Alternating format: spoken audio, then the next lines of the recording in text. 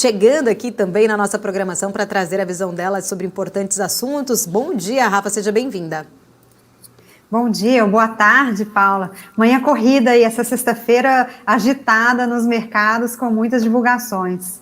Imagino, inclusive já começo querendo entender um pouco também da sua visão, né, sobre o PIB divulgado hoje. Eu vi até inclusive que o Inter já revisou ali as projeções de 2,2% para 2,7%. Queria entender, né, os argumentos aí que fizeram, né, vocês chegarem neste patamar. Tem algumas casas ali colocando em 3,25%. Queria entender um pouquinho também da sua leitura sobre os dados de hoje e essas projeções. Bom, o PIB surpreendeu, a gente realmente viu um crescimento mais forte no segundo trimestre. Eu acho que alguns setores se destacaram. Eu acho que a gente tem uma surpresa positiva tanto pelo lado externo como pelo lado doméstico. Eu acho que um dos principais destaques foi o crescimento da indústria extrativa, petróleo e gás, mineração. A gente de fato viu um forte crescimento de exportação no trimestre. Quando a gente compara a exportação no segundo TRI com o ano passado, é 12% de alta. Então, a gente tinha ali no cenário uma desaceleração global, uma expectativa de menor crescimento da China, e os Estados Unidos e a Europa também com aperto monetário. Isso não se concretizou, a gente tem visto aí também um desempenho econômico mais positivo nos Estados Unidos. Isso acabou favorecendo essas indústrias extrativas aqui no Brasil, via exportação. Esse foi um dos destaques de alta. E no cenário doméstico, a gente também teve um crescimento mais forte do consumo, e aí é que vem o nosso ponto de atenção para o segundo semestre, porque a gente não está tão animado, né, com o crescimento no segundo semestre. Parte desse crescimento do consumo, ele é pontual, ele foi derivado de estímulos fiscais. A gente teve reajuste do salário mínimo, reajuste de servidores, um crescimento do Bolsa Família, a gente teve também desonerações, né? Os combustíveis ainda tiveram uma desoneração parcial no segundo trimestre, e o setor automobilístico também, o que acabou antecipando aí um pouco desse consumo. A gente pode ver uma desaceleração mais forte do consumo agora no segundo semestre, lembrando que a gente tem um cenário de política monetária ainda restritiva, apesar do início do corte de juros aí pelo Banco Central. O crédito, ele está bastante fraco, né, mais escasso, mais caro, e a gente não espera ver um novo estímulo ao consumo agora no segundo semestre, por isso a gente tem uma expectativa de PIB aí um pouco mais fraco para o ano, mas de fato o carrego aponta aí para algo mais próximo de 3%, mas a gente vê essa aceleração do consumo no segundo trimestre como em parte pontual, e pode ter uma devolução dessa alta agora no segundo semestre. Ô, Rafa, só para eu entender, então vocês acreditam que, vamos chamar assim, talvez o freio de mão um pouco mais puxado agora no segundo semestre, seja porque a gente sem ali o impulso do agro, o PIB dependeria muito mais desse consumo, então, para avançar, e que de fato talvez esse consumo não venha acontecer nesse segundo semestre. É basicamente essa leitura. Sim, é por aí. A gente tem um crédito muito caro, escasso, e a gente está voltando com as reonerações, né? Os combustíveis subiram de preço, não só voltou todo o PIS/COFINS, mas a gente teve uma alta de ICMS, né, nos combustíveis agora nesse semestre, começou em julho. A gente não tem mais esse estímulo na indústria automobilística. Então a gente está vendo aí a proposta do governo de aumentar a arrecadação, tem uma proposta grande para 2024, aí acho que é um outro tópico, mas já para esse semestre, todo esse esforço do governo em aumentar a arrecadação significa aumentar preços, né, e custos, e isso tem impacto sim no consumo. Rafaela, aproveitando aqui, né, uma última questão para tentar entender um pouco da sua leitura. A gente teve a apresentação deste orçamento.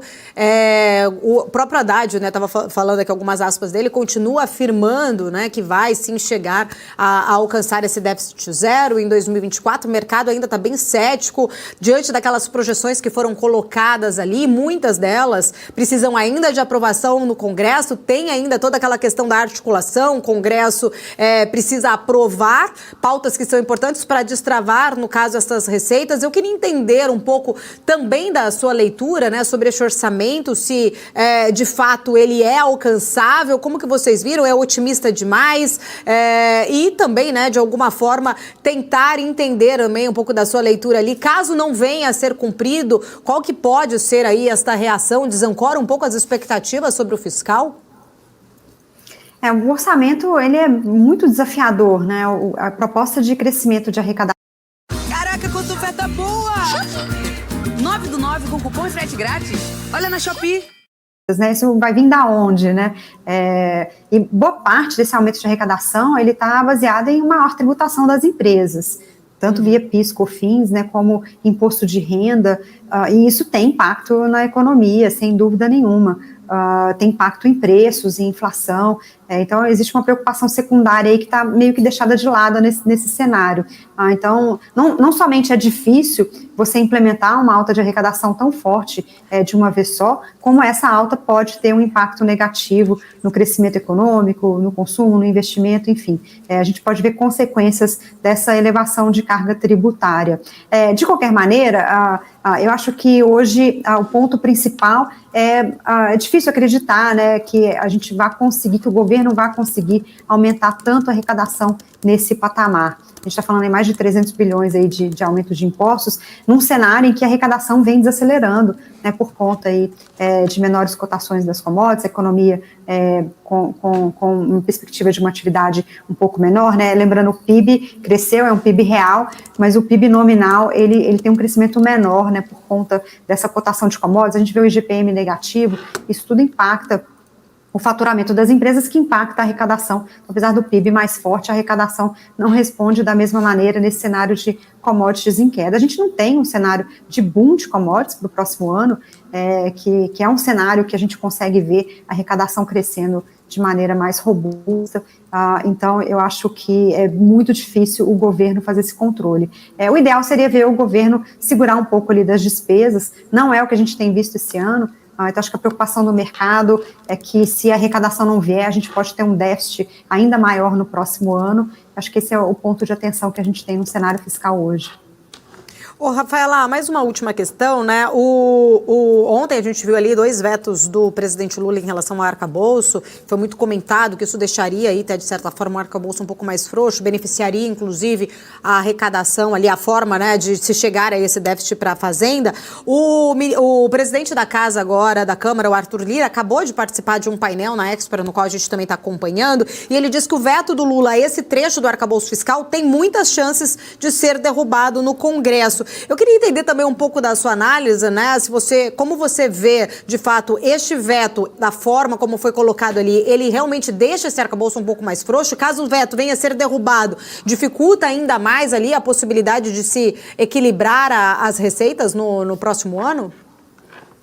A grande questão do veto é que não é exatamente o arcabouço, mas é a lei de diretrizes orçamentárias, né? Então, você tem um déficit, uma meta, né, de déficit zero no próximo ano, mas o que o veto diz é que, se não cumprir a meta, tudo bem. Então, na verdade, não tem a meta, porque você tirou a punição está no arcabouço e a meta está na LDO, e essas duas coisas precisam se falar. Então, acho que foi uma surpresa ontem, sem dúvida. Acho que mais do que o orçamento com uma base de crescimento de receita muito elevada, eu acho que o mercado assustou com esse veto, né? Porque, se não cumprir a meta, também nada acontece, o governo pode continuar gastando mais, que não tem problemas.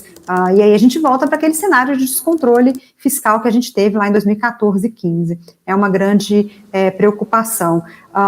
Existe, por outro lado, uma dificuldade nesse contingenciamento, né? O governo não deve conseguir todas as receitas que ele deseja, e com isso ele não vai cumprir a meta, ele precisa contingenciar gastos. E a gente tem, né, a gente viu na proposta de lei orçamentária ontem, que boa parte do crescimento de gastos que está incluído ali, tem um crescimento de gasto total de 3%, supera até um pouco do arcabouço, o limite do arcabouço é 2,5%, mas como algumas contas ficaram fora do limite, no final das contas, o crescimento de gasto para o próximo ano é de 3%, acima da inflação. E boa parte desse crescimento são despesas obrigatórias, que o governo não consegue cortar. O espaço para cortar fica nas despesas discricionárias, é um espaço mais curto e pode ter um impacto, como a gente viu quando a gente tinha o teto, todo o impacto de cortar gastos ali nesse conjunto menor de despesas, ele traz um custo político elevado. Então, realmente, você tem ali um jogo ali, peças ali que não estão se encaixando.